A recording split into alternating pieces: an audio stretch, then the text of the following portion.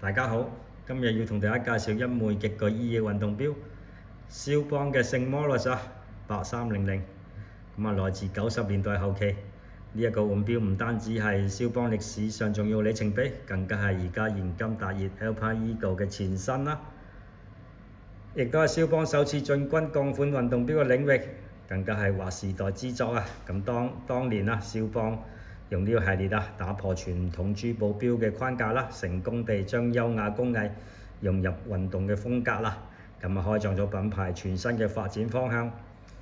90年代聖摩洛斯正正見證咗呢個肖邦由經典優雅過渡到現代運動美學嘅關鍵時期啦。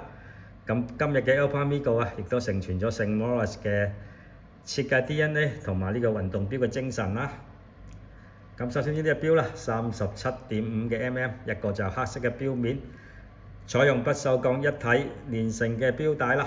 配備標誌性嘅8枚嘅螺絲，呢個啤碎亦都係非常之特別嘅。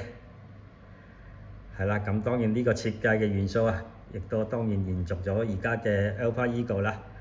錶殼經過精細嘅打磨拉絲處理啦。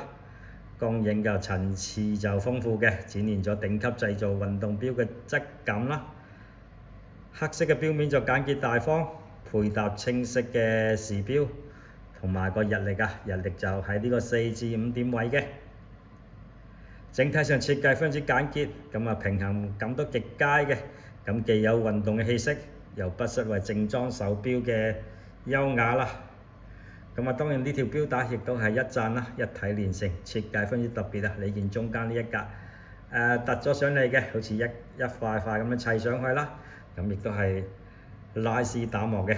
當然而家就 Alpine Eagle 亦都係類似咁樣設計嘅，配上一個自動嘅機芯，即加就889嘅自動上鏈嘅機芯啊。呢個機芯亦都係非常之穩定可靠啦，亦都係瑞士製錶界公認嘅非常之有質素嘅機芯啦。呢個框亦都係嘥咗嘅，係啦。呢個90年代亦都係一個非常之難得一個就一體連成運動錶啦。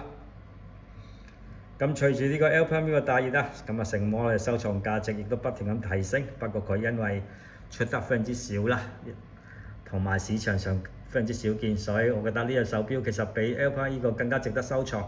因為你見 Alpine Eagle 其實都係絕對唔平啊，鋼錶其實都價位都幾高下，同埋二手市場都唔多。